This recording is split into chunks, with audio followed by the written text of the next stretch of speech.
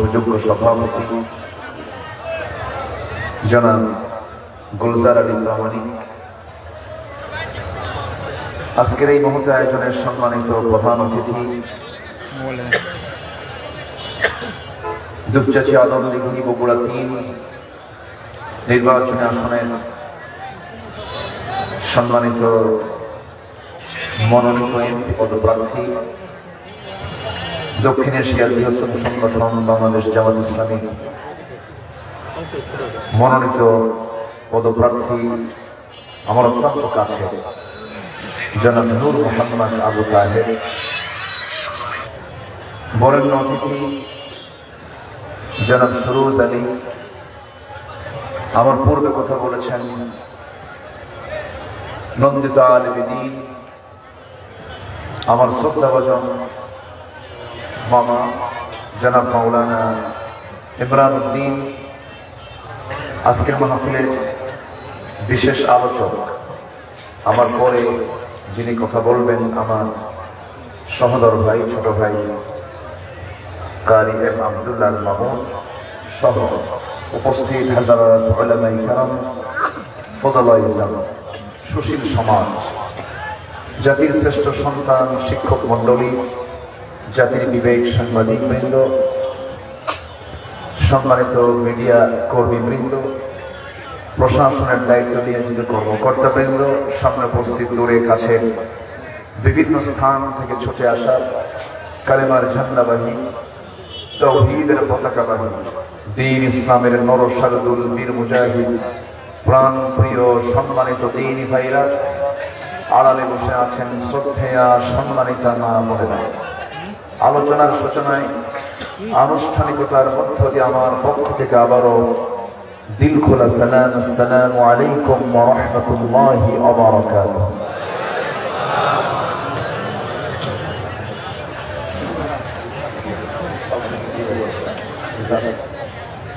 সবাই কেমন আছেন বলুন?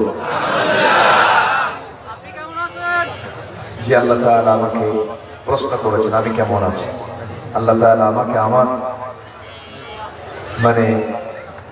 আপনি যেমন আছেন আপনার সামনে আল্লাহ তাআলা আমাকে তেমন করেই বসে রেখেছেন।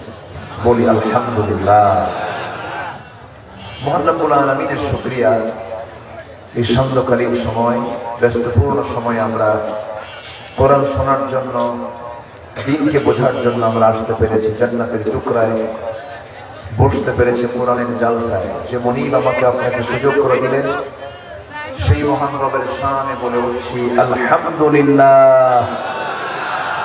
চিৎকার মেরে বলছি আল্লাহুম্মা আইন্নি আলা যিকরিকা ওয়া শুকরিকা ওয়া হুসনি ইবাদাতিকা। সবাই বলি আল্লাহুম্মা লাকা আসলামতু ওয়া বিকা আমানতু ওয়া আলাইকা তাওয়াক্কালতু ওয়া ইলাইকা আনাবতু ওয়া বিকা খাসাতু। আমরা আল্লাহ তাআলার শুকর আদায় করে দিলাম। সম্মানিত ভাইসব, আমার পরেও আলোচনা আছে এখানে, আমি খুব বেশি লম্বা সময় নিতে চাচ্ছি না, কারণ সালাতুল ইশার নামাজ কিন্তু আছে, তাই আজান হয়েছে। আমরা সার্বিক দিক খেয়াল করে আমি আমার দীর্ঘ বক্তৃতা আমি যত সময় শেষ করার চেষ্টা করব। ওয়া তাওফীকি ইল্লা বিল্লাহ, আলাইহি তাওয়াক্কালতু ওয়া ইলাইহি উনীব। আসুন আমরা সোজা আলোচনার দিকে চলে যাচ্ছি। আমরা যে কালামের কথা শুনতে এসেছি, সে কালাম, সে কথামালা, সেই কথাগুলো কার কথা বলুন তো? আসতে বলবেন না, কার কথা? আল্লাহর কথা। আল্লাহর কথা পৃথিবীতে একমাত্র মূল্যবান এবং সত্য কথা। এছাড়া এর সমকক্ষ কোনো কথা পৃথিবীতে কারো থাকতে পারে? আসতে বলে থাকতে পারে? আমরা কোরআনকে কেমন সম্মান করি বলুন তো? অনেক সম্মান করি তো। আচ্ছা, ধরুন এই যে কোরআনটা আছে, কোরআনের উপরে যদি কোনো বই কেউ রাখে, বঙ্কিমচন্দ্র, শরৎচন্দ্র, রবি ঠাকুরের বই যদি কেউ রাখে, আপনি মানবেন? কেন? বলবেন না। সব বইয়ের উপরে, সব কিতাবের উপরে কোন কিতাব থাকবে? কোরআন থাকবে। কোরআনকে আপনি সম্মান করেন, এই জন্য আপনি বলে ফেলবেন না এর উপরে আর কোন কিতাব রাখা যাবে। এটা একটা কমন সেন্স, আমরা এটা বলে ফেলি। কোরআন তো কোরআন, কিন্তু সেই কোরআন আমরা যখন সমাজের দিকে তাকাই, তখন কোরআন তো উপরে আছে, দুনিয়ার আইন তো উপরে আছে। বলেন কিসের আইন তো উপরে আছে? দুনিয়ার আইনটা উপরে আছে। তাহলে বাহ্যিকভাবে এই কাগজের কোরআন, আমরা এর উপরে কোন কিতাব আমরা যেমন বরদাস্ত করতে পারি না, যিনি ইমানদার হবেন তিনিও কোরআনের উপরে আরেকটা আইনকেও উপরে চাপিয়ে দিবে, এটাও ইমানদার বিশ্বাস করতে পারে না, সহ্য করতে পারে না। হয়তো বলবেন যে হুজুর আপনি শুরুতেই করলেন এমন করে, আর জাতি মিথ্যুকদের কাজ সহ্য করতে পারছে না। সব দেখা শেষ করেছে। যারা চলে গেছেন দেশ থেকে, আজকে তো রায় দিছে না? আচ্ছা, রায় তো হয়েছে। অ্যাডভোকেট তাজুল ইসলাম একসঙ্গে মক্কা মদিনা সফর করেছে বহু আগে। সাহসী একজন মানুষ, অনেক সাহসিকতার তিনি পরিচয় দিয়েছেন। সাবেক প্রধানমন্ত্রী তিনি বলেছেন এটা ক্যাঙ্গারু কোর্ট, কিন্তু এই কোর্ট ট্রাইব্যুনাল গঠন করেছে কে? বলেন, যে গর্ত খনন করবে সে গর্তে পড়বে। এটাই অস্বাভাবিক না স্বাভাবিক? স্বাভাবিক। ৭১ সালে সেই যদি ইতিহাসকে টেনে ৪০-৫০ বছর পরে এসে যদি এত কিছু করতে পারেন, আমরা পারি নাই। আমাদের সন্তানকে পাখির বাচ্চার মধ্যে গুলি করে হত্যা করেছে জুলাই আন্দোলনে। তাহলে সেটার বিচার কি হওয়া দরকার নাই? শুধু বাপের বিচার দেখবেন? শুধু বাপের বিচার হবে? সন্তানদের বিচার হওয়ার দরকার আছে না? সম্মানিত ভাইয়েরা, অপরাধী যেই হোক না কেন, আইন তার নিজস্ব গতিতেই চলতে হবে। আল্লাহ তুমি বাংলার জমিনকে দ্বীনের জন্য কবুল করো। কোরআনের উপরে যেমন আমরা কোনো বইকে রাখতে দেই না, সম্মানের জন্য আমরা কোরআনের আইনের উপরে আর কোন আইনকে আমরা দেখতে চাইও না। আল্লাহ কবুল করুন, জোরে বলি আমিন। সেই কোরআন থেকে কিছু কথা বলতে চাচ্ছি, আমাকে সময় দেবেন তো নাকি? খুব সুন্দর টাইম আমি পেয়েছি। এটাই হলো মাহফিলের আলোচনার উত্তম টাইম। মাঝে মাঝে কিছু কিছু মাহফিলে গিয়ে উঠায় দেয় রাত ৩টার দিকে। রাত ৩টার দিকে কথা বলা মানে কি জানেন? পাগলের সাথে ঘর সংসার করা। আমরা খুব সুন্দর একটা সুইটেবল টাইম পেয়েছি। আমি খুব অল্প সময় একটা বিষয়ে ধারণা দিতে চাই। আমরা যে এখানে বসে আছি, এমনি বসে আছি না ইবাদত করছি বলেন তো? মনে হয় এরকম? মনে হচ্ছে তো নাকি? আমরা এখানে বসে আছি কিসের কিসের কিসের মানে কিসের নিয়তে বলেন তো? আমরা ইবাদত করতে এসেছি এখানে। বিড়ি খাওয়া কোন ইবাদত বলেন তো? এটা কি ইবাদত? এটা কি বলে? কয় যে কিচ্ছুই। অনেকে বলে হুজুর এর কিচ্ছুই না, কিছুই না, কোন উত্তর হয় বলেন? আমরা কোন কাজ মানে অর্থহীন করব না। সব কাজের মধ্যে যেন অর্থবহ ভাবটা থাকে।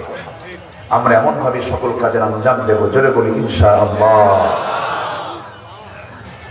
আমরা ইবাদত করতে এসেছি। আমরা বসে থাকা, দ্বীনের কথা শোনা, এটা একটা ইবাদত। এবং এই তেলাওয়াতে, এই আলোচনায় কোনো লস নাই। আল্লাহ রাব্বুল আলামিন বলেন, ইন্নাল্লাযীনা ইয়াতলুনা কিতাবাল্লাহি ওয়া আকামুস সালাতা ওয়া আনফাকু মিম্মা রাযাকনাহুম সিররান ওয়া আলানিয়াতান ইয়ারজুনা তিজারাতান লান তাবুর। সূরা ফাতিরের ভিতরে আল্লাহ রাব্বুল আলামিন বলেন, নিঃসন্দেহে যারা আল্লাহর কালামকে তেলাওয়াত করবে, নামাজ যারা কায়েম করবে, এবং আমি যা দিয়েছি তা থেকে গোপনে প্রকাশ্যে যারা খরচ করবে, এই তিনটা কাজে তাদের কোনোদিন লস নাই। জোরে বলুন সুবহানাল্লাহ। আমরা লসে যাব না লাভে যাব? কার পরামর্শে? কার পরামর্শে? আল্লাহর পরামর্শে। আমার বন্ধুগণ, মানব জীবনে বান্দার যত কাজ আছে, কোন কাজ ইবাদতের বাইরে নয়। আপনার শৌচ কার্যের প্রয়োজন, পেশাবখানায় যাবেন, সেটা মনে হয় ইবাদত নয়? আস্তে করে বলেন, বলেন কি ইবাদত? আপনি রাত্রিবেলা স্ত্রীর সঙ্গে ঘুমাবেন, এটা আপনার জন্য ইবাদত। সহবাসে মিলিত হবেন, এটা আপনার জন্য ইবাদত। কিন্তু অন্যের বউ না, কিন্তু আবার এটা নিজের বউ হবে। এখন তো স্বামী স্ত্রীর পরিচয় চাইতে এখন বয়ফ্রেন্ড গার্লফ্রেন্ডের পরিচয়টাই বেশি। এই মাইক একটু সমস্যা করে কেন শোনেন না আপনারা? মাইক হলো করে দেখেন কেমন হচ্ছে, আপনি শোনেন না? ক্লিয়ার রাখেন সম্মানিত ভাইরা। তাহলে একভাবে রাখেন, বাস এভাবে রাখেন। এখন স্বামী স্ত্রী পরিচয়ের চাইতে এখন বয়ফ্রেন্ড গার্লফ্রেন্ডের পরিচয়টাই বেশি। কোন ছেলে যদি বলে আরেক ছেলেকে, এই তোমার কি গার্লফ্রেন্ড আছে? না তো, তুমি তো মানুষই, তুমি তো আদিম যুগের মানুষ, তুমি তো আপডেট না। একটা যুবকের জীবনে গার্লফ্রেন্ড থাকবে না, এটা কি হলো? বলে ফেলে। বয়ফ্রেন্ড গার্লফ্রেন্ড মুসলিম কোন ভাষা নয়, এটা হলো ইউরোপিয়ান আমেরিকান কালচার। ইউরোপিয়ান আমেরিকানদের ভাষা এটা, বয়ফ্রেন্ড গার্লফ্রেন্ড।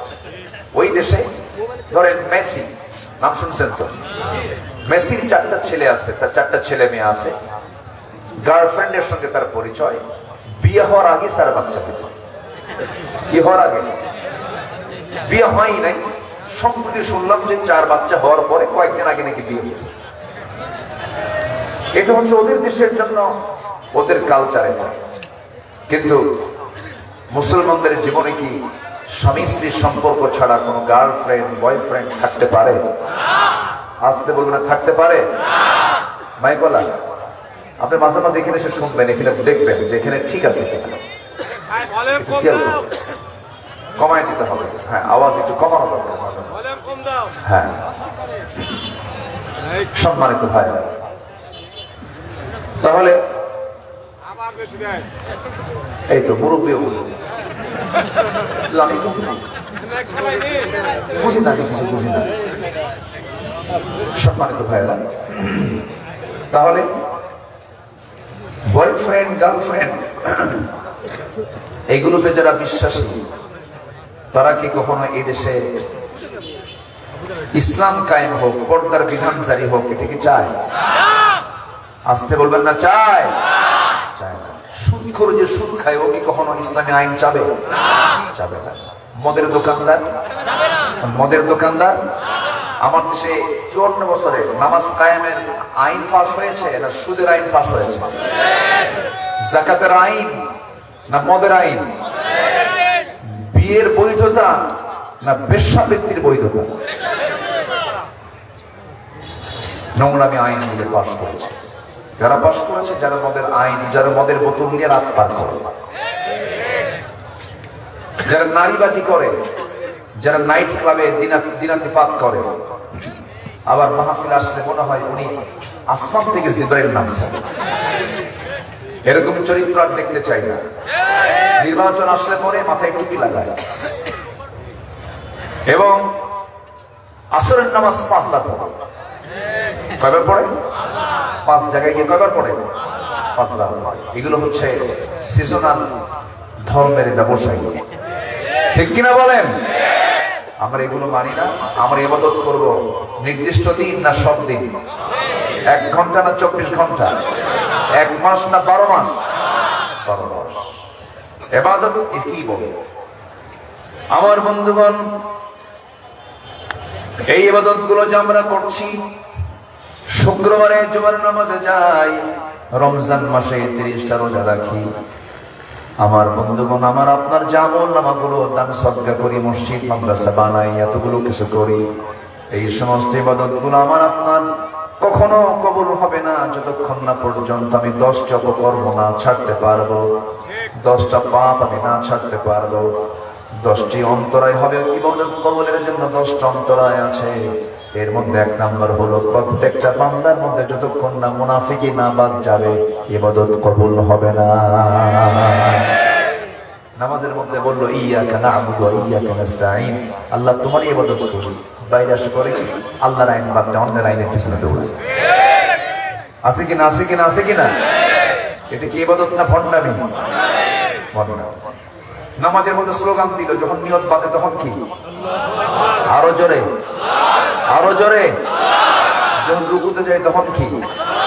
সেজদায় গেলে কি? সেজদা থেকে উঠতে কি? নামাজের স্লোগান সমাজেও কোন স্লোগান হবে? নামাজ এবং সমাজের স্লোগান হবে কি বলেন? আরো জোরে, আরো জোরে। যারা এই স্লোগানের সঙ্গে যারা সাংঘর্ষিক ভূমিকা পালন করেন, যারা বলেন যে নামাজে এই স্লোগান থাকবে, সমাজে এই স্লোগান থাকবে না, নতুন করে মুসলমান হতে হবে। জালো জালো আগুন জালো, আমরা জ্বালাবো না, আমরা নিভাবো। আমরা কি করবো? নিভাবো। রাগ করছেন নাকি আপনারা? শোনেন, 16 বছর কথা ছাড়ি নাই, এখন কথা বাদ দেব? আপনি বললেও তো বাদ দেব, কথা বলতেই হবে। সম্মানিত বন্ধুগণ, তাহলে ইবাদত কবুলের জন্য সবচেয়ে বড় শর্ত হলো 10টা অপকর্ম ছাড়বো আমরা। নাম্বার 1 হচ্ছে মুনাফিকি ছাড়বো। মুনাফিক তো নাই, মুনাফিক আছে, আদমরীতি আছে। মুনাফিকি করা যাবে? মুনাফিক হলো মুখে এক অন্তরে আরেকটা, ওয়াদা করলে ভঙ্গ করে, আর যখন না সারতে পারে তখন মুখ খারাপ করে। এরকম লোক আছে কিনা বলেন? আচ্ছা, এরপরে যখন কথা বলে তখন শুধু ঘন ঘন মিথ্যা কথা বলে। মিথ্যা কথার তালিকায় দেশে সবার আগে কারা? মুনাফিক তো ঠিকই আছে। কোন শ্রেণী, কোন কোন ধরনের লোকগুলো সবচেয়ে বেশি মিথ্যা কথা বলে? বলে দেখছেন নেতারা বলে কি করে? নেতারা মিথ্যা কথা বলে, বলে বলে বলে বলে বলে বলে। বিগত প্রধানমন্ত্রী বললেন আমরা ক্ষমতা আসলে পরে মদিনার সনদে দেশ চালাবো। দেখছেন কি মিথ্যা কথা বলল। দল হলো ইসলামী, আর বললো যে ক্ষমতায় গেলে পরে আমরা কি কিসের সনদে চালাবো? মদিনার সনদে চালাবো। মদিনার সনদে চালাই নাই তো, মোদির সনদে দেশ চালাইছে। এখন বসে আছে কার দেশে? হ্যাঁ, দেখছেন কি সুন্দর কথা বলে। মামুবাড়ি দিল্লি শব্দটা এসেছে আল্লামা সাঈদীর মুখ থেকে 25 বছর আগে, 25 বছর। আর সেটা আল্লাহ পাক বাস্তবে রূপ দিলেন হলো 2024-এ এসে। উনি বলেছিলেন গাছের গোড়ায় নাড়া দেব, মামুবাড়ি দিল্লি গিয়ে পড়বা। রাজস্থান ছিল, চেন্নাই ছিল, হায়দ্রাবাদ ছিল, কলকাতা ছিল, আসামের গুয়াহাটি ছিল, ত্রিপুরার আগরতলা ছিল, নেপাল ছিল, ভুটান ছিল, শ্রীলঙ্কা ছিল, মায়ানমারের ইয়াঙ্গুন ছিল, বোনের বাড়ি লন্ডন ছিল, বিয়ে বাড়ি আমেরিকা ছিল। কোথাও পড়লো না, সোজা গিয়ে মামুবাড়ি। সম্মানিত ভাই, সম্মানিত বন্ধুগণ, আমার বিশ্বাস স্টুডিয়ান যুবর বাংলার জমিন আল্লাহর দিন কায়েম হবেই হবে। জোরে বলি ইনশাআল্লাহ, আরো জোরে বলি ইনশাআল্লাহ।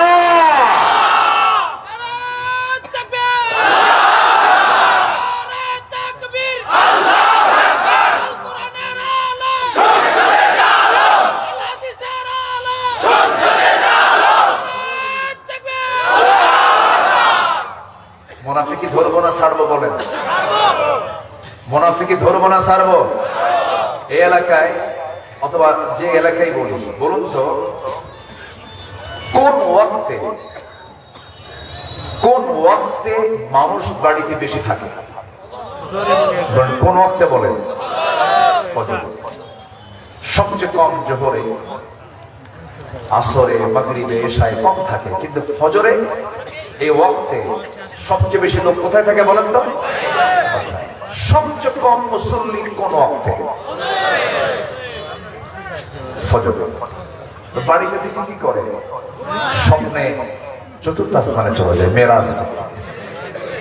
ঠিক আছে না? ওরা স্বপ্নে স্বপ্নে ঘুমের মধ্যে নামাজ পড়ে। আমার রাসূল বলে দিলেন, যে বাড়িতে পুরুষ আছে নামাজ ফরজ, মসজিদে আসে না, আমার মন চায় আমি রাসূল নিজে গিয়ে ওই বাড়িতে আগুন লাগাই। কেউ তো নাউজুবিল্লাহ বলবেন না। ঠিক তো ঠিকই করলেন, কিন্তু ঠিক তো নাই। ফজরের সময় মসজিদে মুসল্লি নাই, আবার মাঝে মাঝে তিনজন থাকে, সেই তিনজনকে কি ইমাম, মুয়াজ্জিন আর খাদেম, চাকরি না থাকলে তিনজন থাকতো না। বাস্তব বলছি কিন্তু। বলুন তো আমাদের মসজিদ গুলো কাঁচা না পাকা? আর আমার নবীর মসজিদ ছিল কি? কিন্তু ইমান ছিল, নামাজ ছিল পাকা। আর আমাদের মসজিদ গুলো কি? পাকা। আর ইমান নামাজ গুলো কি? কাঁচা। মসজিদে ফজর নামাজের মসজিদে মুসল্লি।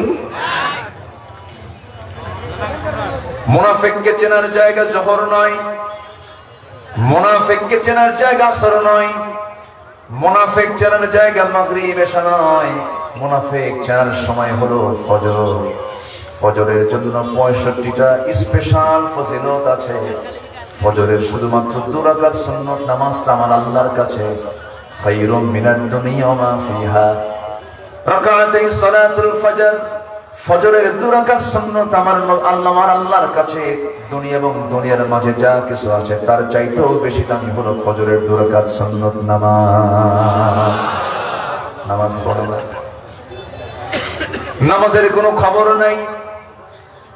এই নামাজ আপনার যদি না থাকে, কোরআনকে বলুন, কোরআন বলো তো কোন পাপের শাস্তি সবচেয়ে বেশি, কোন পাপের জন্য আল্লাহ পাক বেশি ক্ষেপে যান, রেগে যান? সুন্দর করে কোরআন বলছে, فخلف من بعدهم خلف أضاعوا الصلاة واتبعوا الشهوات فسوف يلقون غيا।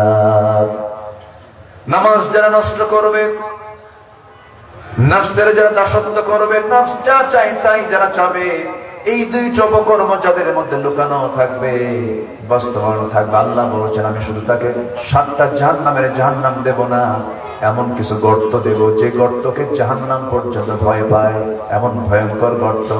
আমি তাকে জাহান্নামের গর্ত, গাই নামক গর্তের মধ্যে আমি তাকে ঢুকায়া ছাড়বো। নাউযুবিল্লাহ। গাই নামক গর্তের মধ্যে 7 শ্রেণী যাবে। কয় শ্রেণী বলেন? এর মধ্যে একটা শ্রেণী হলো যারা নামাজকে নষ্ট করবে। নাম্বার 2 হলো যারা বাপ মার হক আদায় করবে না।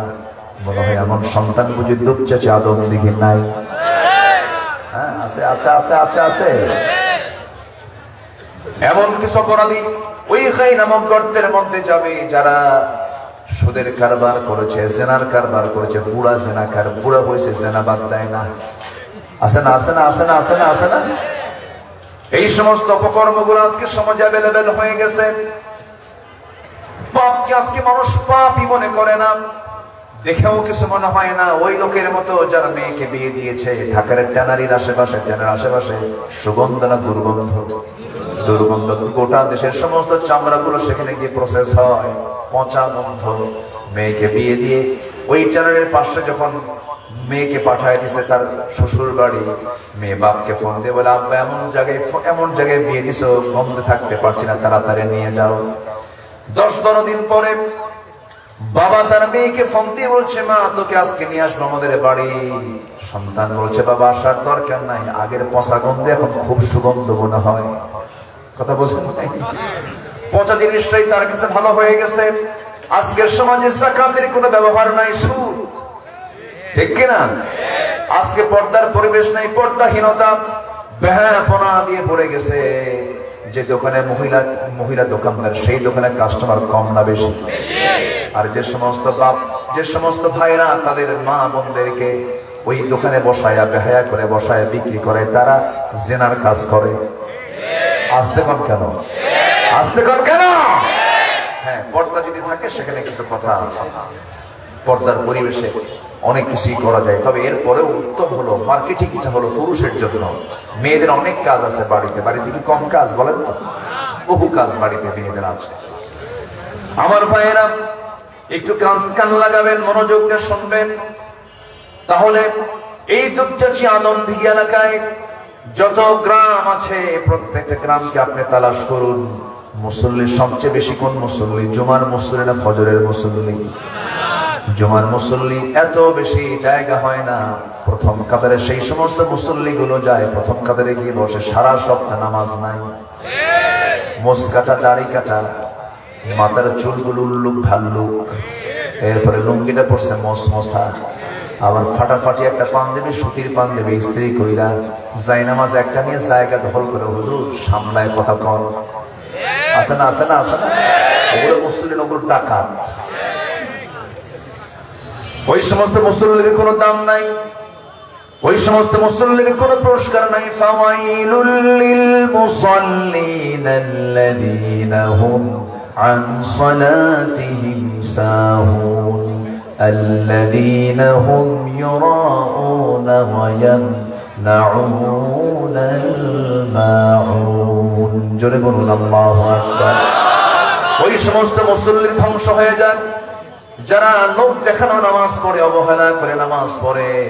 ওয়াইদা কামু কুসানা, যখন সে নামাজে দাঁড়ায় হেলে ধুলে দাঁড়ায়, মনোযোগ দিয়ে নামাজ পড়ে না। মুনাফিক সব নামাজ পড়তে পারে কিন্তু কিসের নামাজ পড়তে পারে না? বলেন বলেন কিসের? বলেন কিসের? বলেন। তাহলে বলুন সবচেয়ে কম মুসল্লি কোন ওয়াক্তে? বলেন। এখন বলুন তো আমরা কোন কাতারে আছি? মুমিনের কাতারে না মুনাফিকের কাতারে? আলহামদুলিল্লাহ। আলহামদুলিল্লাহ কইছে, আলহামদুলিল্লাহ বলা যাবে? কি বলতে হবে? ফজর কি সবাই পড়তে রাজি আছেন? সবাই কি পড়তে রাজি আছেন? হাত নামান। আমার বন্ধুগণ, আমি বলতে চাই এখানে বহু গ্রামের লোক এসেছেন, পৌর এরিয়া, আপনার গ্রামকে আপনার দেখার দায়িত্ব আছে না নাই? আপনি নিজে একজন দায়িত্বশীল হয়ে যান। দাওয়াতি কাজ কি একার না সবার? আল্লাহ রাব্বুল আলামিন বলেন, ওয়ামান আহসানু কাওলান মিম্মান দাআ ইলাল্লাহি ওয়া আমিলা সালিহান ওয়া ক্বালা ইন্নানি মিনাল মুসলিমিন। জোরে বলুন আল্লাহু আকবার।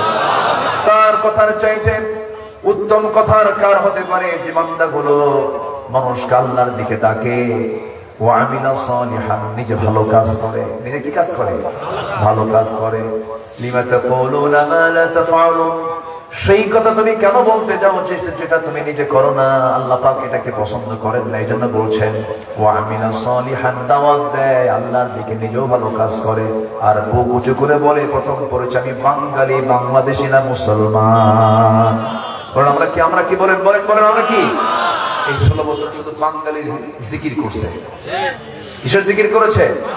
আমরা বাঙালি, আমার বাংলাদেশে, ঠিক আছে ভালো কথা, কিন্তু আমাদের প্রথম পরিচয় কি? আমাদের জাতির পিতা কে? এখানে প্যাস লাগাইছিল না? প্যাস লাগাইছিল কিনা? প্যাস ছুটাই দিছে সব, যা সব প্যাস ছুটাই দিছে।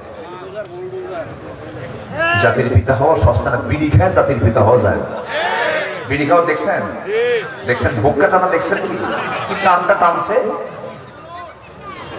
হ্যাঁ, চড়ো চড়ো। যে নেতৃত্বে নামাজ নাই, যে নেতৃত্বে আল্লাহর দিন নাই, সে আমার বাপও যদি নাতা হয়, ওই নেতৃত্বে মারি না, চুটা মারি, থুতু মারি।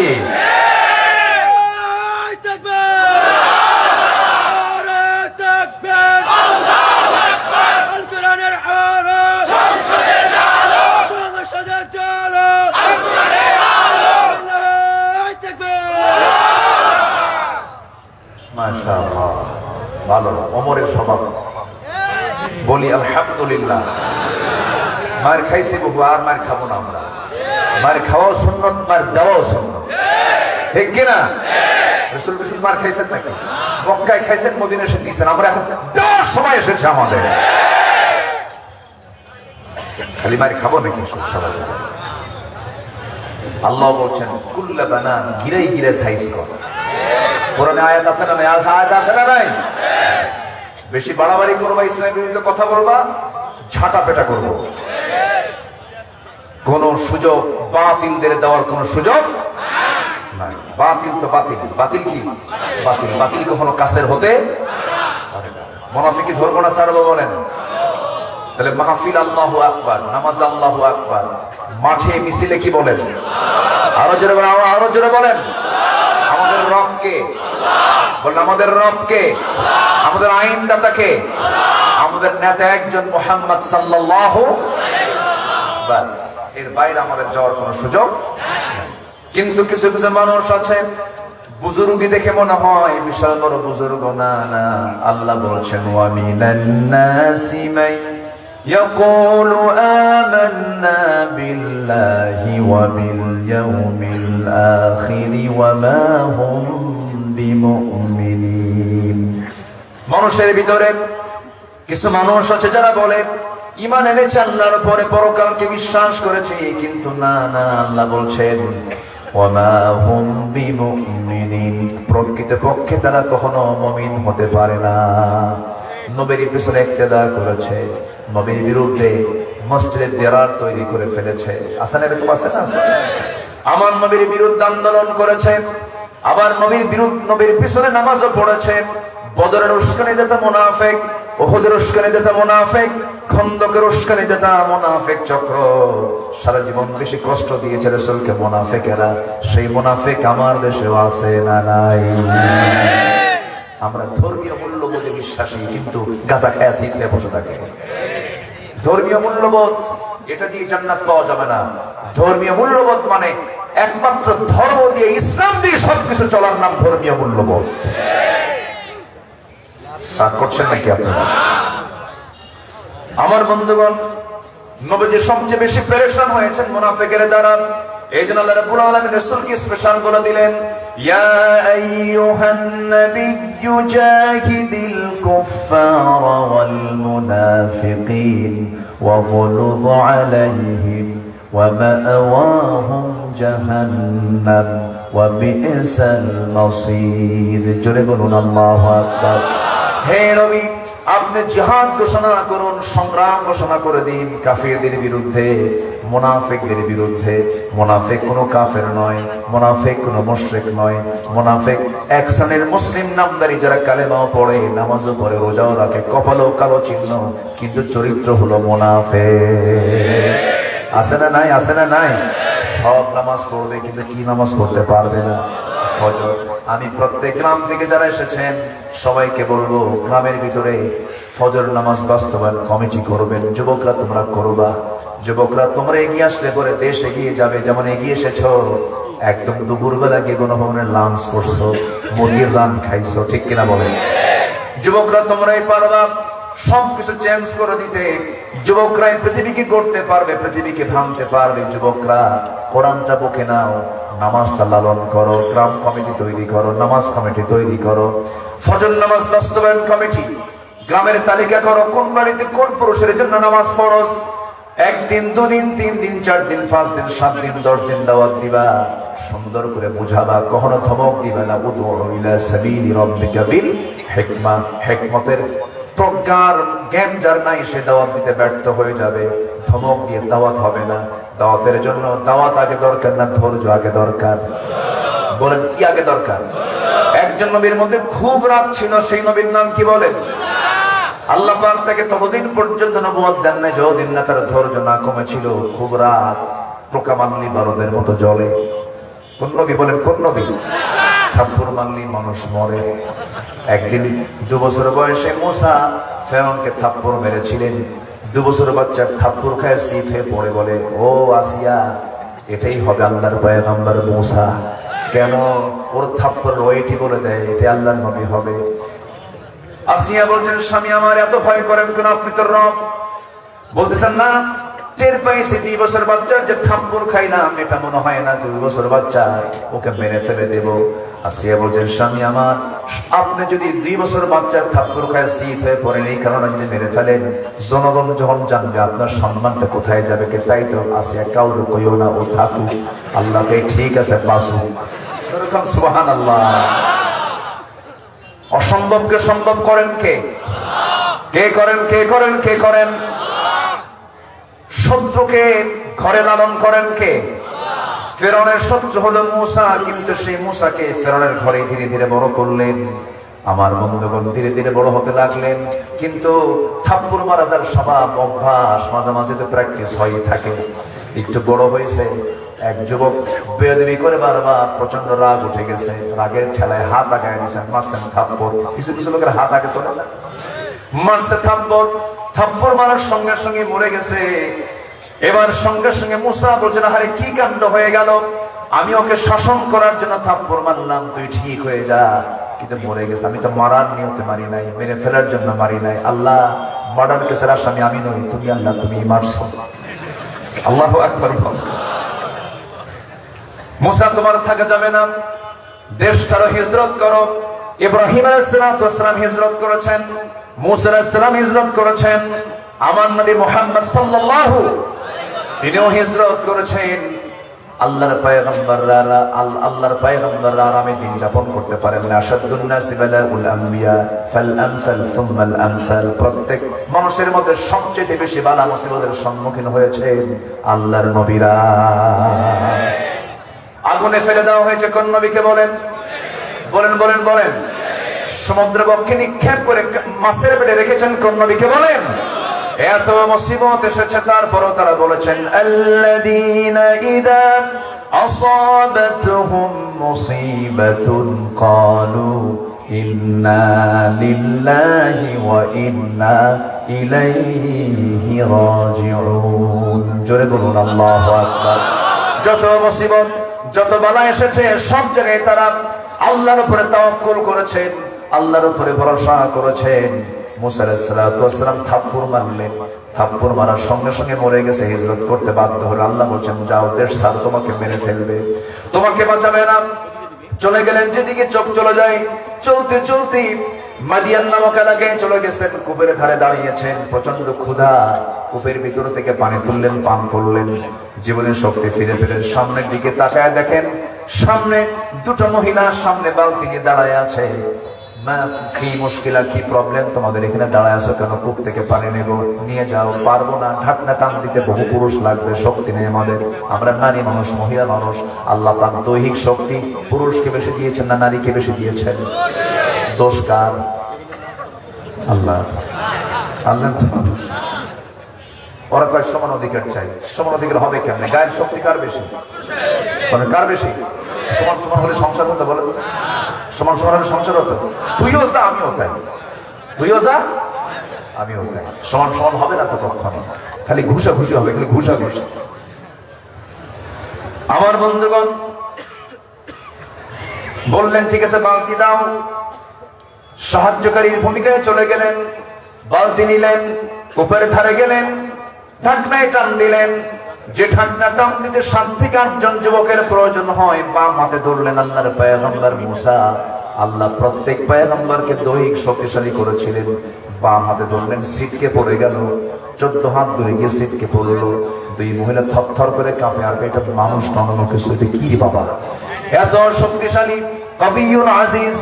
বালতি হাত দিয়ে হরাইয়া দিয়ে বলতে, যাও তাড়াতাড়ি বাড়িতে চলে যাও, সূর্যাস্তের পরে মেয়েদেরকে বাইরে থাকতে নেই। কিন্তু দুঃখজনক হলো সত্য, আমার দেশে মেয়েরা মার্কেটে যায় সূর্যের আলোতে বেশি না, সূর্যাস্তের পরে। সন্ধ্যার পর অন্ধকার খুব ভালো লাগে, অন্ধকার খুব ভালো লাগে। চলে গেছেন ওই ছোট্ট ওই দুই মহিলা। বাড়িতে পৌঁছে যাওয়ার সঙ্গে সঙ্গে বুড়া বাপ সালাম বিনিময় হওয়ার পরে বলছে, কলিজার টুকরা সন্তান, আজকে এত তাড়াতাড়ি আসলে কেমন করে? সূর্যাস্তের পর তো তোমাদের সময় লেগে যায়, আজকে তাড়াহুড়ো করে কেমন আসলে? কাব্বা। একজন যুবকের সন্ধান পেলাম, খুব শক্তিশালী যুবক, দারুণ শক্তি রাখে। ঢাকনায় হাত দিল, ছিটকে পড়ে গেল। এবার বৃদ্ধ পিতা বলছে, ও আমার বড় মেয়ে, কালকে কি ওই কূপের পাশে দাঁড়াবে, ওই যুবকের সন্ধান পেয়ে যাবে, আমার পক্ষ থেকে সালাম জানায় বলবে, আবুনা শাইখুন কাবীর, আমাদের বাপ বড় বুড়া মানুষ। সালাম জানিয়ে বলবে, আমি তাকে দাওয়াত দিলাম, সেজন্য আমার বাড়িতে আসে। এই কথা বলে মেয়েকে পরের দিন পাঠায় দিয়েছেন, চলে গেছে। যুবকের সঙ্গে দেখা হলো, সালাম বিনিময় হওয়ার পরে বলছে, আপনাকে আমার আব্বা দাওয়াত দিয়েছেন, আপনি যাবেন নাকি? মনে মনে চিন্তা করলেন, এই এলাকায় একটা মানুষ আমাকে চিনে না, এমনিতে বেকায়দায় চলে আসছে, কেউ তো চিনে না, চিনলে তো ভালোই হয়, পরিচয় হলে ভালোই হয়, ঠিক আছে যাবো। কিন্তু মহিলা, আমি যাবো কেমনে? বাড়ি ঘর তো চিনি না। বাড়ি ঘর চিনেন না তো কি হয়েছে? কোনো সমস্যা নাই, আমি আপনাকে নিয়ে যাব, আমি সামনে সামনে চলবো, আপনি আমার পিছে পিছে চলবেন। আমি ডানে যাব, আপনি ডানে যাবেন, আমি বামে যাব, আপনি বামে যাবেন, কোনো সমস্যা নাই। এবার মুসা বলছেন, মহিলা তুমি আমারে চেনো নাই, আমি সেই পুরুষ না, আমি তোমার পিছে পিছে থাকবো, আর তুমি নারী আমার সামনে সামনে থাকবে। নেতৃত্বের জন্য নারী নয়, আমি পুরুষ সামনে সামনে থাকবো, কারণ আমি যদি তোমার পিছনে থাকি আমার চোখের গুনাহ হয়ে যাবে, তুমি নারী মানুষ, আমার চোখের জেনা হয়ে যাবে। আমি চাই না আমার চোখের জেনা হোক, আমি সামনে থাকবো, তুমি আমার পিছে পিছে থাকবে। শুধু দুইটা শব্দ বলবা, অতিরিক্ত কোনো কথা বলা যাবে না। পুরুষের সঙ্গে শুধু দুটো শব্দ বলবা, যদি ভুল করে ডানে যাই বাম বলবা, ভুল করে বামে যাই ডান বলবা, বাম ডান বাম ডান, এর বাইরে একটা শব্দ কোনো উচ্চারণ করা যাবে না। মহিলা মনে মনে কয়, গতকালকে দেখলাম শক্তিশালী, আজকে দেখি দারুণ চরিত্র। এই পুরুষের কাছে নারীর মর্যাদা থাকবে, নারীর সম্মান থাকবে, নারীর চরিত্র থেকে যাবে, খুব চরিত্রবান যুবক বটে, একজন আদর্শ নারী। ওই রকম পুরুষকে পছন্দ করার কথা, যার মধ্যে দুইটা গুণ থাকবে, একটা হচ্ছে চরিত্র, আরেকটা হচ্ছে শক্তি। আরেকটা কি বলেন? শক্তি। কিন্তু আজকের মেয়েরা কি এই চরিত্র পছন্দ করে নাকি? এই গুণ পছন্দ। এই যুগের মেয়েরা পছন্দ করে হলো ফাটা প্যান্ট। কি প্যান্ট বলেন? দুই হাঁটুর প্যান্ট কি ফাটা, দুই হাঁটুতে প্যান্ট কি ফাটা। মাথার চুল হলো ভাল্লুকের মতো, দুই দিকে চুল নাই, পিছনেও চুল নাই, মাথার উপরে গোল কইরা কাউয়া কাটিং। মেয়েদের মাথার চুল হলো কেমন? মেয়েদের মাথার চুল ছিল কালো, এটাকে বিভিন্ন ডিজাইন করে লাল নীল হলুদ ভেড়া মডেল। কি মডেল? রুচির পতন হয়ে গেছে, রুচির কোন গন্ধ আজকের সমাজে নাই। পর্দা পরিবেশের কোন গন্ধ নাই, পর্দা করে না, বোরকা পরে না, এমন বোরকা পরে বোরকার গায়ে আবার আয়না লাগানো, আয়না মানে আসল। এই জাতীয় বোরকা পরা যাবে না। বোরকা হবে কয় কালার? কয় কালার? সেটার নাম কি বলেন? আরো জোরে, আরো জোরে। এটাই হলো তাকওয়া। আমার মায়ের কি মাহফিল আছে? আমার বন্ধুগণ, এবার মুসা বলছেন, আমি সামনে সামনে যাব, তুমি আমার পিছে পিছে আসবে। চলতে চলতে চলতে চলতে বাড়ি পেয়ে গেছেন। বাড়ি পর সঙ্গে সঙ্গে বৃদ্ধ লোকটার সামনে দাঁড়ানো, সালাম দিলেন মুসা আলাইহিস সালাতু ওয়াস সালাম, করমর্দন করলেন, আলিঙ্গন করলেন। এবার বলছেন, হে যুবক, তোমাকে আমি চিনি, আমাকে আপনি চিনেন কেমনে? তোমার নাম তো মুসা। জড়সড় হয়ে গেল, হারে আমার চেনা মানে আমার তো বিপদ, আমি তো ঘটনা ঘটাইছি। কি মনে আছে আপনাদের? আমার চেনা মানে তো বড় বিপদ হয়ে যাবে। সঙ্গে সঙ্গে বলছেন, আপনি আমাকে চিনেন কেমনে? আমি তো বুঝতে পারলাম না, এত দূর আসলাম। এবার বৃদ্ধ লোকটা বলছে, শোনো, শুধু নাম জানি না, কামও জানি কি, থাপ্পড় মারছো, মানুষ মরে গেছে, এরপরে আসছো। আরো জড়সড় হয়ে গেছেন। এবার বলছেন, ও যুবক, তুমি যার সামনে দাঁড়িয়ে দাঁড়িয়ে কথা বলছো, এই যুবক, এই বৃদ্ধকে, যে বুড়ার সামনে কথা বলছো, এই বুড়া সাধারণ কাতারের বুড়া নয়, সাধারণ মানুষের মধ্যে সাধারণ মানুষ নয়। এই বুড়ার পরিচয় হলো ওয়াইলা মাদিয়ানা আখাহুম শুআইবা। মাদিয়ানবাসীর জন্য আল্লাহ পাক যাকে পয়গম্বর করে পাঠিয়েছেন, আমি হলাম সে আল্লাহর পয়গম্বর শুআইব আলাইহিস সালাতু ওয়াস সালাম। মুসার আনন্দ দেখে যে তখন তিনি নবী হন নাই, তখন তিনি নবী হন নাই, যৌবনের পদার্পণ তিনি করেছেন। কেবল যুবক, টকবকে যুবক, খুব রাগ, যুবকদের মধ্যে খুব মেজাজ ধর ধরে, কি এটা যৌবনে আসে না, এরকম একটা রাগ রাগ ভাব। এই সময় শুআইব বলছেন, শোনো, কোনো টেনশন নাই, আমি তোমার শত্রু নই, আমি আল্লাহর নবী, তোমাকে আমি পছন্দ করে ফেলেছি, তুমি এসেছো, ভালো কথা। গতকালকে আমার মেয়ে দেখেছো, আজকে আমার মেয়ে দেখেছো, এই দুইটা মেয়ের যে কোনো একটা মেয়েকে আমি তোমার সঙ্গে বিয়ে দেব। বিয়ে কি করবা নাকি মুসা বলো? যখন তখন। কি বলতেছে? কি বলতেছে বলেন? যখন তখন বিয়ে করবো মানে এক পায়ে খাড়া। কয় পায়ে? এক পায়ে খাড়া। কিন্তু মেয়ের বাপ শুআইব বলছেন, শোনো, আমার মেয়েকে যে তোমার সঙ্গে বিয়ে দেব, কিন্তু তোমার ব্যাকগ্রাউন্ড তো খারাপ, কেন? থাপ্পড় মারলেই মানুষ মরে, এখন বিয়ে দেওয়া যাবে না। বিয়ে দেব, একটু দেরি আছে, একটা কাজ করতে হবে। কি কাজ? আমার বাড়ির ছাগলগুলো তোমার পালতে হবে। 8 বছর অনার্স কোর্স, 10 বছর মাস্টার্স কোর্স, এই যদি কোর্সটা যদি কমপ্লিট করতে পারো, 10 বছর পূরণ হয়ে যাবে, আমি মেয়েকে বিয়ে দেবো, এই কাজ তোমাকে করতে হবে। মুসা নিজেকে ভাগ্যবান মনে হলো, হারে নবী আমাকে আদর করে আমাকে দায়িত্ব দিয়েছেন। কিন্তু পৃথিবীতে যত জীবজন্তু আছে, এর মধ্যে সবচাইতে শান্ত ভদ্র প্রাণীর নাম হতেছে ছাগল। কি শান্ত শান্ত শান্ত, দারুণ অশান্ত। শুধু অশান্ত নয়, তেরা। শুধু তেরা না, মহা তেরা। একবার যদি ব্রেক মারে, সেই ব্রেকটা হলো ছাগলের দুইটা পা সামনে যদি একবার মাটিতে গেড়ে দেয়, দড়ি ছিঁড়বে, আপনি নড়বেন মাগার, ছাগলও নড়বে না। যা, আমি যাব না। সেই ছাগল পালার দায়িত্ব আল্লাহ রাব্বুল আলামিন প্রত্যেক নবীকেই দিয়েছেন। তার অংশ হিসেবে আল্লাহ পাক মুসাকেও দিয়েছেন 10 বছর। ইবনে কাসির বলছে, তার তাফসীরে লিখেছেন, সর্বশেষ দিন 10 বছর পূর্ণ যে দিন পূর্ণ হবে, সেই শেষতম দিনে ছাগলগুলো নিয়ে তিনি বাড়িতে ফিরছিলেন। হঠাৎ করে একটা ছাগল পাল থেকে একদিকে একদম দৌড় মারলো। সেই দৌড় মারা ছাগলের দিকে মুসাও দৌড়ান, ছাগলও দৌড়ায়। বলেন তো নবীর সঙ্গে পারবে নাকি? আসতে বলেন, নবীর সঙ্গে পারবে নাকি? এই পৃথিবীতে সবচেয়ে কাদের গায়ে শক্তি বেশি ছিল বলেন? নবীদের গায়ে। আল্লাহ পাক আমার নবীর মধ্যে 100 জন জান্নাতি পুরুষের শক্তি দান করেছিলেন। যেরকম সুবহানাল্লাহ। কয়শো? 100। আমার নবীর গায়ের শক্তিটা সবচাইতে কি বেশি ছিল, এবং সুন্দর ছিলেন সবচাইতে বেশি। আমার বন্ধুগণ, শেষ পর্যন্ত কি হলো? ছাগলগুলো নিয়ে আসার পথে একটা ছাগল একদিকে দৌড় মেরেছে। সেই দৌড় মারা ছাগলের পিছনে পিছনে তিনিও দৌড়ান, ছাগলও দৌড়ায়, পিছনে তিনিও দৌড়ান। শেষ পর্যন্ত ধরে ফেললেন ছাগলটাকে। ধরে ভাবলেন যে মেরেই ফেলবো রে। খেপে গেছেন, রেগে গেছেন। দুই হাতে শক্ত করে ধরে সামনে চড়াইয়ে নিয়েছেন। মারবেন, আসার মেরে মেরে ফেলবেন। লক্ষ্য করে দেখেন বেচারা ছাগলটার চোখ মুখে দারুণ ভয়, খুব কাঁপতেছে ভয়ে। ওইদিকে লোমকূপ দিয়ে ঘামগুলো টপ টপ করে পড়তেছে। মুসা মনে মনে চিন্তা করলেন, তোরে মাইরা কি লাভ? তুই তো ছাগল। পাগলে কিনা বলে, ছাগলে কিনা খাই, মেরা তোরে লাভ কি? আস্তে করে দুই পা ছেড়ে দিয়া ছাগলটাকে বুকের মধ্যে আলিঙ্গন করে নিয়ে আদর করলেন, তাকে মহাব্বত করলেন, ভালোবাসা দিলেন, দয়া মায়া প্রকাশ করলেন। আল্লাহ বললেন, মুসা তোমার রাগ কমে গেছে, নবুয়ত দিয়ে দিলাম। যেরকম সুবহানাল্লাহ। ধৈর্যের দরকার আছে না নাই? এই যে বসে আছেন, এটা কি? যেরকম এটা কি বলেন? ধৈর্য। নামাজ দেখে না ধৈর্য আগে? ধৈর্য। ধৈর্য ছাড়া নামাজ হবে? কিছু কিছু মুসল্লি আছে খালি গাউসুল খেয়ে বসে দেখে দেবে, আছে না? খালি ঘড়ি দেখে। ঘড়ি দেখবে কি ইমাম না মুসল্লি? কারণ ঘড়ি দেখার দায়িত্ব কার? ইমামের। আর এখন ঘড়ি দেখে কারা? মুসল্লি দেখেন হুজুর। ও সবচেয়ে বড় বেয়াদব। আসতে কন কেন? আসতে কন কেন? ঘড়ি দেখার দায়িত্ব কে নেবে? উনি ওনার পছন্দ অনুযায়ী আলোচনা করবেন, কথা বলবেন, নামাজ পড়াবেন। এই জায়গায় কোন মুসল্লির কোন ইন্টারফেয়ার চলবে। আদব যদি না থাকে সব শেষ হয়ে যাবে। আমরা আদব রক্ষা করবো। জোরে বলি ইনশাআল্লাহ। বাবা ছেলে কথা বলছে, আওয়াজ বেশি হবে কার? আসতে কয়। আরো জোরে বলেন, আরো জোরে বলেন। আর এখনকার বাচ্চাদের আওয়াজ বেশি না বাপের আওয়াজ বেশি?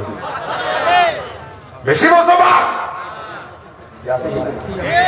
এক ধমক খায় বাপ থরথর করে কাঁপে আর মরে, মরবি কোন বাপ বদ্ধ দেয়। আসে না এরকম সন্তান বহু? আসে না নাই?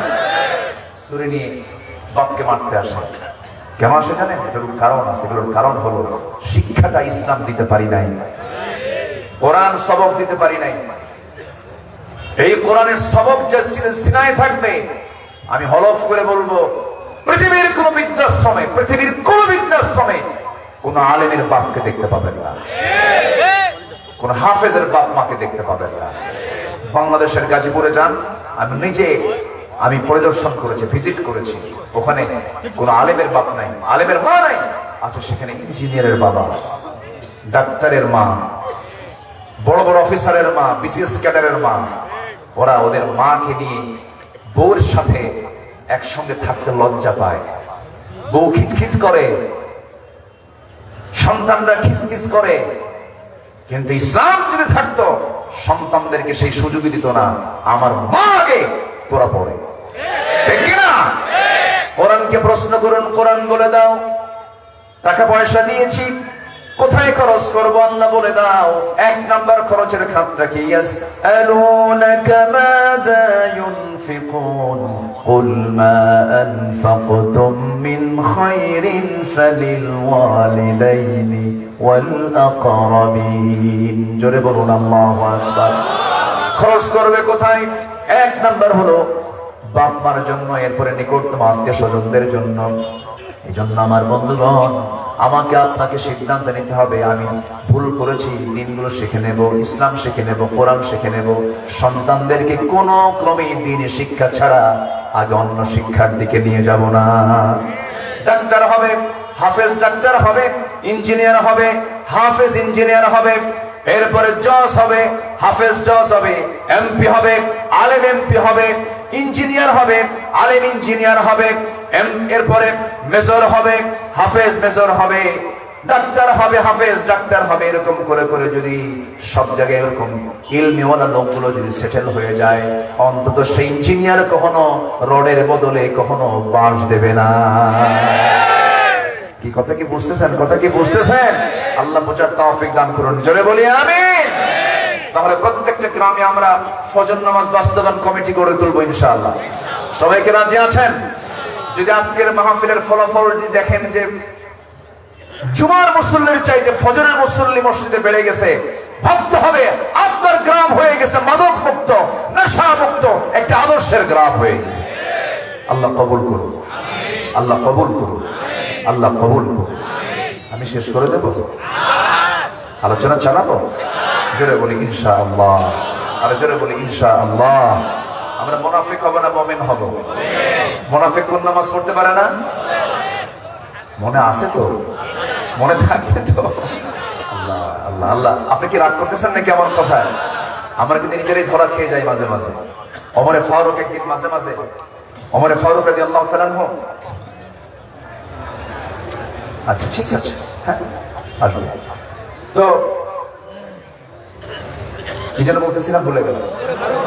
ওমরে ফারুক রাদিয়াল্লাহু তাআলা আনহু মাথার মধ্যে একটা কিছু ঢুকে দিলে হেরে যায় অনেক কিছু, তাই আসবে, সমস্যা নেই। ওমরে ফারুক নাম শুনছেন তো সবাই? কয় নম্বর খলিফা বলেন তো? 2 নম্বর খলিফা। বহুদিন আগে এক মাহফিলে বললাম ওমরে ফারুককে চেনেন কে? সামনে থেকে এক ছেলে দাঁড়াবে, হুজুর চিনি। কে? আমাদের বাড়ির দোতলায় ভাড়া থাকে। এটা সেই ওমর না, এটা হচ্ছে অর্ধজাহানের শাসনকর্তা, একদম আড়ম্বর নয় অনাড়ম্বর জীবনের অধিকারী, পাঞ্জাবের পিছনে ছেঁড়া, একা একা চলে, ফকিরি জীবন, কুঠির ঘরে তার জীবন চালিয়েছেন সাইয়েদনা ওমর ফারুক রাদিয়াল্লাহু তাআলা। জনগণের ঘুমের কষ্ট না হওয়ার কারণে, জনগণ যেন ঘুমে কষ্ট না পায়, রাতের বেলা তিনি খালি পায়ে হাঁটতেন, যেন জুতার সাথে সাথে যেন পাথরের ধাক্কায় শব্দ তৈরি হয়ে আমার নাগরিকের যেন ঘুম নষ্ট না হয়। যেরকম সুবহানাল্লাহ। আর নেতা আসিতেছেন ঢাকা থেকে, 3 ঘন্টা হাইওয়ে বন্ধ, ওই নেতৃত্ব মানি না আমরা, ঠিক কিনা কম? আল্লাহ বোঝার তৌফিক দান করুন, জোরে বলি আমিন। সেই ওমর ফারুক বলছেন যে দেখো তো হুযায়ফা, আমি তোমার কাছে আসছি কি জন্য? আমি হুযায়ফার কাছে আসছি এই জন্য, আমি ওমর, তোমার কাছে আমার রাসূল মুনাফিকদের একটা তালিকা দিয়েছেন, সেই তালিকার ভিতরে আমি ওমর, আমার নামটা আছে নাকি একটু দেখো তো, আমি মনে হয় ওমর মুনাফিক হয়ে গেছি। আহারে, এই কথা শোনার সঙ্গে সঙ্গে হুযায়ফা কেঁদে কেঁদে বলছেন, ভাই ওমর, আপনি আমার কাছে এসে কি বললেন? আপনার ব্যাপারে রাসূল তো বলেছেন ওমর ফিল জান্নাহ, আমার ওমর জান্নাতি। যেরকম সুবহানাল্লাহ। কিন্তু সন্দেহ করেছেন আমি যেন মুনাফিক হয়ে গেছি। নাফাকা হানজালা, নাফাকা হানজালা চিৎকার মেরে মেরে নবীর কাছে এসে বলছেন, হুজুর মুনাফিক হয়ে গেছে হানজালা। কেন? আপনার সামনে দুনিয়ার কথা মনে হয় না, বাড়িতে গেলে পরে বউ বাচ্চার কথা মনে হয়। হুজুর হুজুর, আমি বুঝি হানজালা মুনাফিক হয়ে গেছি। সঙ্গে সঙ্গে রাসূল বলছেন, না রে না হানজালা, বিয়ে আমার সুন্নাত, ব্যবসা আমার সুন্নাত, আমার উম্মতের বৈরাগ্য হলো জিহাদের ময়দান। হানজালা, তুমি মুনাফিক হও নাই। যেরকম সুবহানাল্লাহ। আমার বন্ধুগণ, নাম্বার 2 হলো ইবাদত কবুলের জন্য। নাম্বার 2 শর্ত হলো নামাজ অলসতা ত্যাগ করতে হবে, নামাজটা সুন্দর করে পড়তে হবে। আসসালাতু আলা ওয়াক্তিহা, ইন্নাস সালাতা কানাত আলাল মুমিনিনা কিতাবান মাওকুতা। সময় মতো নামাজ পড়বো আমরা। সবাইকে রাজি আছেন? রাজি আছেন ইনশাআল্লাহ? 5 ওয়াক্ত নামাজ পড়বেন। কার একটা হাত তুলে দেখেন তো দেখি, জোরে বলি ইয়া আল্লাহ, ইয়া রহমান। আমাদেরকে ফজর, যোহর, আসর, মাগরিব, ইশা 5 ওয়াক্ত সালাত আদায় করার তৌফিক তুমি আল্লাহ দিয়ে দাও। জোরে বলি আমিন, আরো জোরে আমিন, আরো জোরে আমিন। নাম্বার 3 হলো আল্লাহ এবং রাসূলের চরম অবাধ্যতা এবং সীমা লঙ্ঘন যারা করবে তাদের কোন ইবাদত কবুল করবেন না যিনি তিনি কে? আল্লাহ রাব্বুল আলামিন বলেন ومن يعص الله ورسوله ويتعد حدوده يدخله نارا خالدا فيها وله عذاب مهين যারা আল্লাহ এবং রাসূলের সঙ্গে নাফরমানি করবে এবং সীমা লঙ্ঘন যারা করবে, সীমা রেখা যারা লঙ্ঘন করবে, আল্লাহ তাকে আগুনে প্রবেশ করাবেন, সেখানে সে স্থায়ী হবে, তার জন্য রয়েছে অপমানজনক একটা আযাব। নাউযুবিল্লাহ। নবীকে ভালোবাসার প্রয়োজন আছে না নাই? আসতে বলবেন না, আছে না নাই?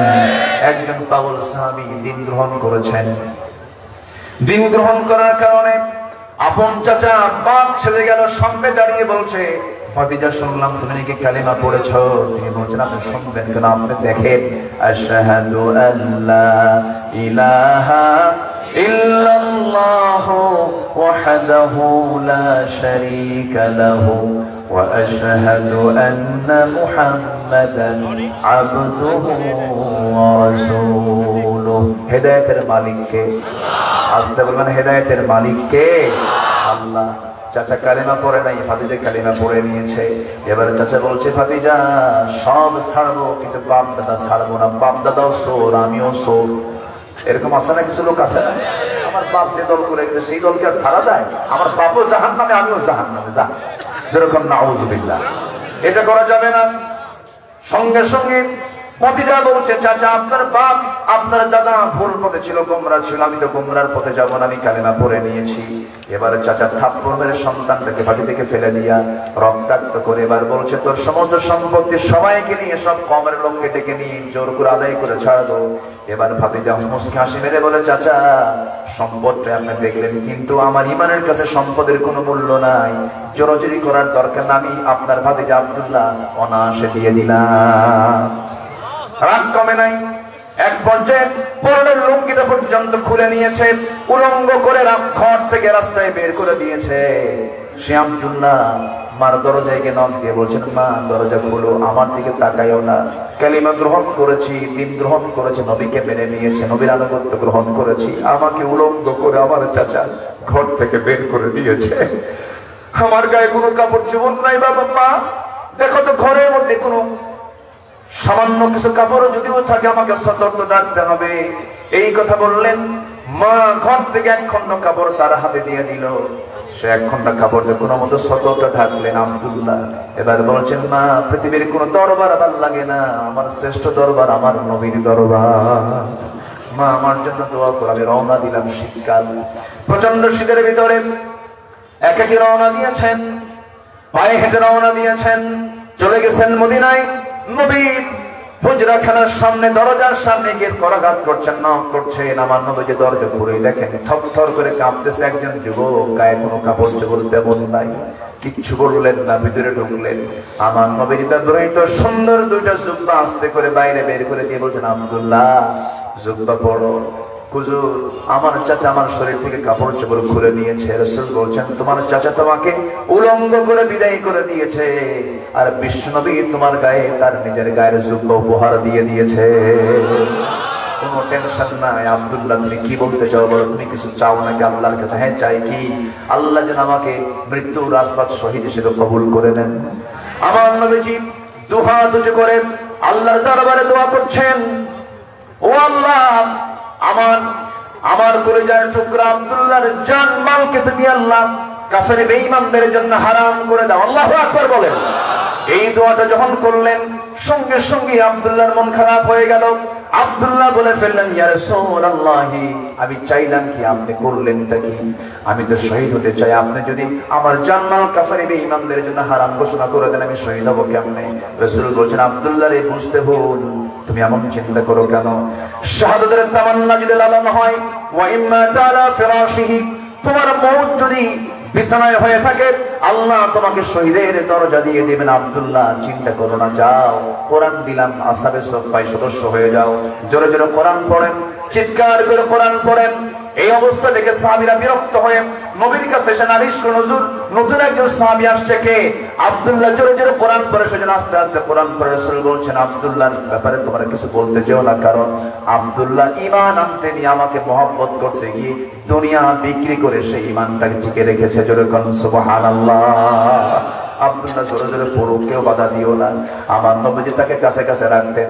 যুদ্ধের ডাক চলে এলো, আমার নবীজি মদিনা থেকে অভিযানে বের হলেন। রাসূল বলছেন, আমার আব্দুল্লাহ কোথায়, আমি ওকে সাথে নেব আজকে।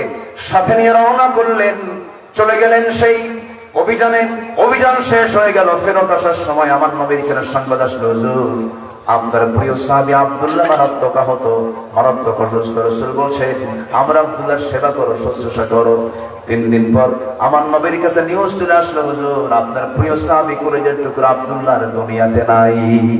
আমার নবীজি কান্নায় ভেঙে পড়লেন। এবার বলছেন, সাহাবীরা আমার আব্দুল্লাহর জানাজার নামাজটা আমি কাউকে পড়তে দেব না। রাসূল বলছেন, ও আমার সাহাবীরা তোমরা প্রস্তুতি নিয়ে নাও, গোসলের আয়োজন করো, জানাজার জন্য কাফনের কাপড় পরায় দাও। আব্দুল্লাহর জানাজার ইমামতের দায়িত্ব আমি রাসূল নিজের কাঁধে তুলে নিয়েছি। জানাজা শেষ হয়ে গেল। জানাজা সম্পূর্ণ হওয়ার পর রাসূল বলছেন, সাহাবীরা রে, আমার কলেজের টুকরা দূরের টুকরা আমার আব্দুল্লাহ কবরটা তোমরা কোথায় খনন করেছো? হুজুর ওই যে 2 পাহাড়ের চিপায়। রাসূল বলছেন, সাহাবীরা রে, ও আমার সাহাবীরা, আব্দুল্লাহর কবরে আমাকে নিয়ে যাও। রাসূল চলে গেলেন, কবরের সামনে দাঁড়ায় বলছেন, সাহাবীরা আমার আব্দুল্লাহর কবরে আব্দুল্লাহকে রাখার জন্য আমি কাউকে দায়িত্ব দেব না, আমি রাসূল নিজে নেমে আমার কলিজার টুকরা আব্দুল্লাহকে কবরে শোয়া দেব। আমার নবীজি নিজে নামলেন, নিজে নেমে বলছেন, আবু বকর ডানে নামো, ওমর বামে নামো। কয়জন নামলেন? 3 জন নামলেন। আমার নবীজি হাত টাগায় দিলেন। আমার নবীজি হাত টাগায় দিয়ে বলছেন, ওরে আমার সাহাবীরা, আমার কলিজার টুকরা আব্দুল্লাহকে হাতে তুলে দাও। হাতে তুলে দেওয়ার সঙ্গে সঙ্গে রাসূল বলছেন, আবু বকর মাথাটা ধরো, ওমর পাটা ধরো। 3 জন মিলে কবরে শোয়া দিলেন। শোয়া দেওয়ার পর নবীজি দোয়া পড়তে লাগলেন। দোয়া পড়তে পড়তে এক পর্যায়ে বুকের উপরে হাতটা রেখে বলছেন, আরশের মালিক আল্লাহ, এই মুহূর্ত পর্যন্ত, এই সময় পর্যন্ত আমি রাসূল, আমি আব্দুল্লাহর উপরে সন্তুষ্ট আছি, রাজি আছি। ও আল্লাহ, দয়া করে আমার আব্দুল্লাহকে তুমি আল্লাহ কবুলের মঞ্জুর করে নাও।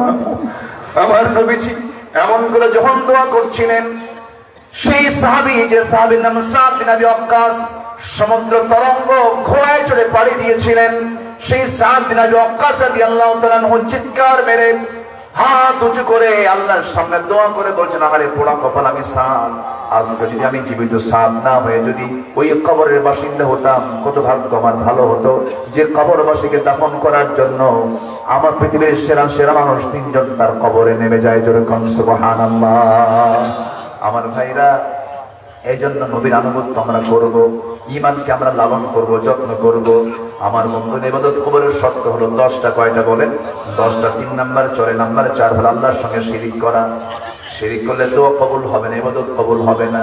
ইন্নাল্লাহা লা ইয়াগফিরু আন ইউশরাকা বিহি ওয়া ইয়াগফিরু মা দুনা যালিকা লিমান ইয়াশা ومن يشرك بالله فقد ضل ضلالا بعيدا। সূরা নিসা আয়াত নম্বর 116। শিরিক করবে যে জান্নাত পাবে না, সে শিরিক করবে যে জান্নাত হারাম হয়ে যাবে তার জন্য। আমার বন্ধুগণ, শনিবারে মাস কাটা যাবে না, মঙ্গলবারে বিয়ে দেওয়া যাবে না, বৃষ্টির দিন বিয়ে করা যাবে না, সকালবেলা বাকি দেওয়া যাবে না। আছে এগুলো, আছে আছে আছে আছে। এগুলো বিশ্বাস করা হালাল না হারাম? কারণ হালাল না হারাম? হারাম। যাও মাজারে গিয়ে সেজদা দিয়ে আসো, সেখানে কিছু কি দিয়ে আসো? ছাগল দিয়ে আসো, কুত্তা দিয়ে আসো। এগুলো হারাম। এগুলো কি বলেন? এগুলো কি বলেন? তো হারাম। এগুলো ধারে পাশে আমরা যাবো না। জোরে বলি ইনশাআল্লাহ। আরো জোরে বলি ইনশাআল্লাহ। যেটা শিরক, সে শিরকের ঠিকানা হবে জাহান্নাম। শিরকের ঠিকানা হবে কি? জাহান্নাম। শিরকের জন্য জাহান্নাম। ওয়া ইউশরিক বিল্লাহ ফাকাদ হারামাল্লাহু আলাইহিল জান্নাহ। আমরা শিরকের ধারে পাশে যাব না কখনো। সবাই রাজি আছেন তো ইনশাআল্লাহ? আল্লাহ কবুল করুন। জোরে বলি আমিন। আরো জোরে বলি আল্লাহুম্মা আমিন। নাম্বার 5, সামনে পেছনে যারা পরনিন্দা করবে তাদের কোনো দোয়া কবুল হবে না। আছে এরকম লোক? আছে। ওয়াইলুল লিকুল্লি হুমাযাতিল লুমাযাতিল লাযী জামা'a মালান ওয়া 'আদ্দাদা। يحسب أن ماله أخلده নাম্বার 6 হলো আল্লাহকে যারা ভুলে থাকবে, মন্দ কাজের যারা আদেশ করবে, তাদের কোনো দোয়া কবুল হবে না। আল মুনাফিকুনা ওয়াল মুনাফিকাত বা'দুহুম মিন বা'দ يأمرون بالمنكر وينهون عن المعروف ويقبضون أيديهم نسوا الله فنسيهم إن المنافقين هم الفاسقون মুনাফিক যারা, তাদেরকে আরেকটা আল্লাহ পাক লকব দিচ্ছেন, ওরাই ফাসিক। তাহলে মুনাফিক যারা হয় ওরা আবার কি হয় বলেন? এই কার লকব? এই লকবগুলো কে দিয়েছেন বলেন তো? যারা মুনাফিক হবে তারা আবার কি বলেন? মানে মুনাফিক হওয়ার সঙ্গে সঙ্গে সে আবার কি হয়ে যায়? ফাসিক হয়ে যায়। শেষ করে দিন।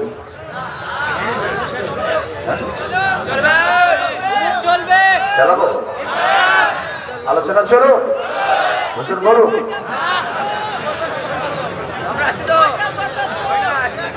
মাশাআল্লাহ,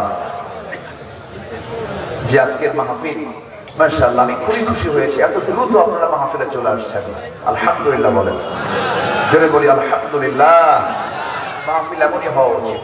আমার পরে আরো মেহমান আছে, তো আমার ছোট ভাই আছে, আপন ছোট ভাই, সে কথা বলবে, আপনারা শুনবেন। আমার অনেক দিনের ছোট, প্রায় 1 যুগ ছোট। আজকে তার আলোচনা আপনারা প্রাণ খুলে শুনবেন ইনশাআল্লাহ। আমি একটু ভাঙ্গা চূড়া একটু ঘষাঘষি করে দিয়ে চলে গেলাম। সবাই নামাজ পড়বো তো ইনশাআল্লাহ। এসে এবং ফজরে যারা জামাতে হবে, আল্লাহ পাক তাকে গোটা রাতে নফল নামাজের সওয়াব দিয়ে দিবেন। আজকের এশা এবং ফজর যেন জামাতে হয়, জোরে বলি ইনশাআল্লাহ। আল্লাহ কবুল করুন, আল্লাহ কবুল করুন। নাম্বার 7 হলো শয়তানের যারা পদাঙ্ক অনুসরণ করবে, তাদের কোনো দোয়া কবুল, ইবাদত কবুল হবে না। একই ব্যক্তি মাহফিলের সভাপতি, আবার একই ব্যক্তি আবার যাত্রা কমিটির সভাপতি, আছে কিনা বলেন? আছে কিনা বলেন? একই ব্যক্তি জুমার নামাজও পড়ে, আরেক ব্যক্তি আবার নাইট ক্লাবে গিয়ে মদ খায়, আছে কিনা বলেন? হাজী সাহেব হজ করে আসছে, বউকে ন্যাংটা করে দুপসাচিয়া শহরে ঘরে, এমন হাসি পাসি আছে না নাই? এগুলো শয়তানের পদাঙ্ক অনুসরণ। ওরা আল্লাহ খুশি করতে চায়, শয়তানের যেন বেজার না হয়। যেরকম নাউযুবিল্লাহ, হোটেলে গিয়ে শরাব পেও, মসজিদে নামাজ পড়ো, হোটেলে গিয়ে মদ খাও, মসজিদে গিয়ে নামাজ পড়ো, আল্লাহ খুশি হোক, শয়তানও বেজার না হয়। নাউযুবিল্লাহ বলেন। নাম্বার 8 হলো যারা লোক দেখানো ইবাদত করবে, তাদের কোনো দোয়া কবুল হবে না। আমরা কি লোক দেখানো করবো না আল্লাহর জন্য করবো? কার জন্য বলেন? আল্লাহর জন্য।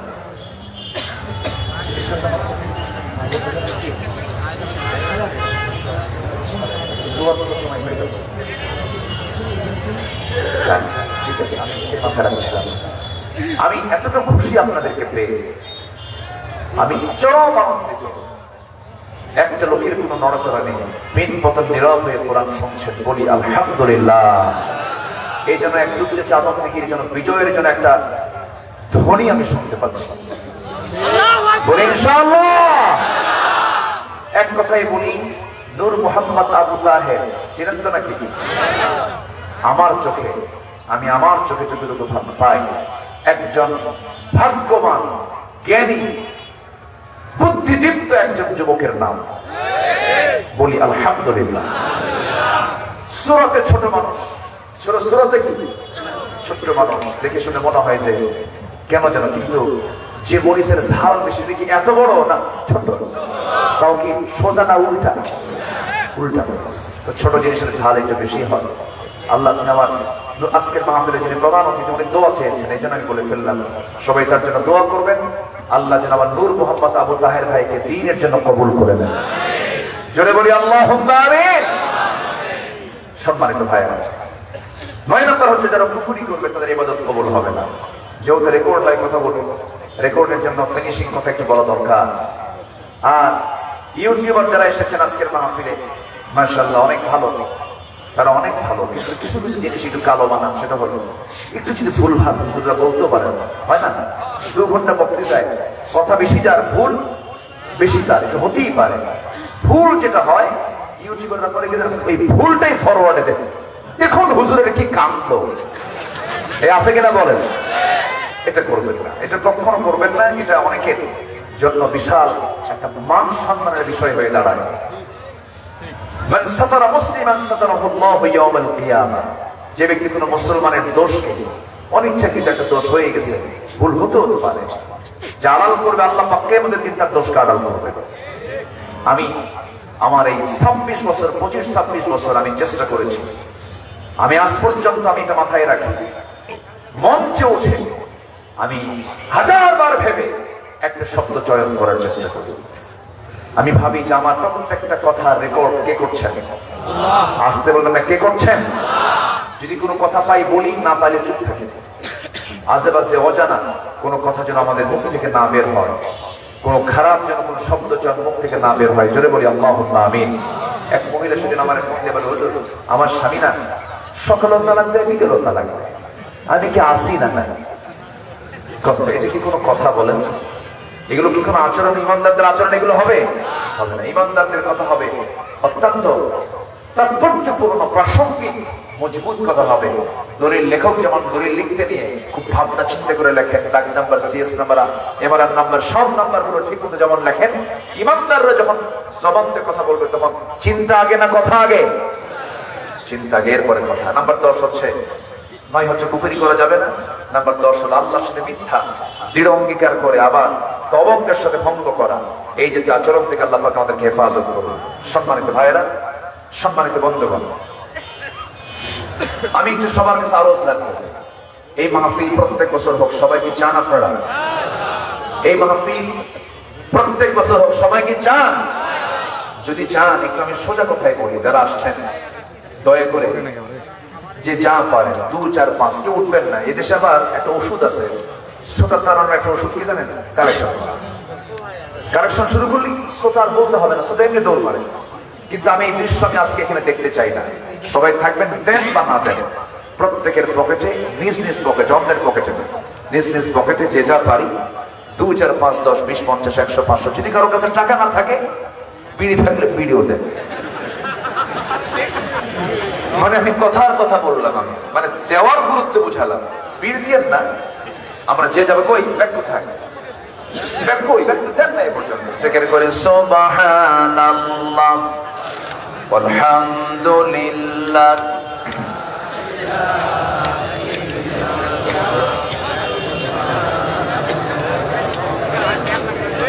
জিকির করে লা ইলাহা সুবহানাল্লাহ আলহামদুলিল্লাহ,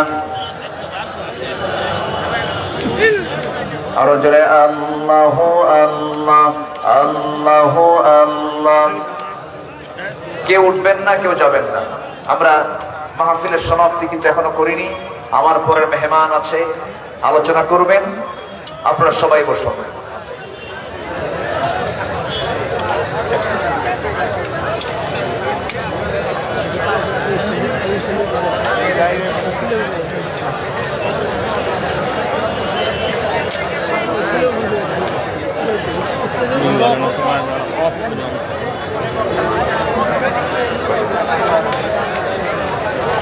জিকির করে লা ইলাহা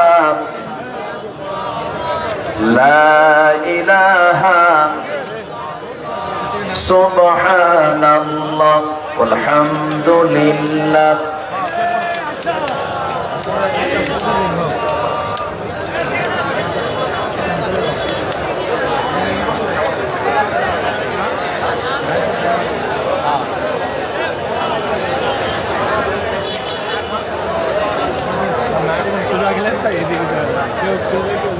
আমি তো যেতে বলিনি, আমি বসতে বলেছি, বসুন। জিকির করে সুবহানাল্লাহ আলহামদুলিল্লাহ।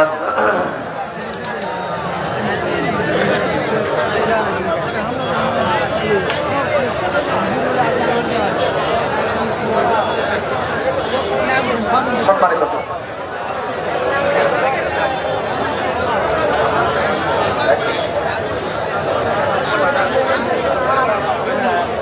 একটু মেহরবানি করে বসুন না, আমি তো যেতে বলিনি, বসেন।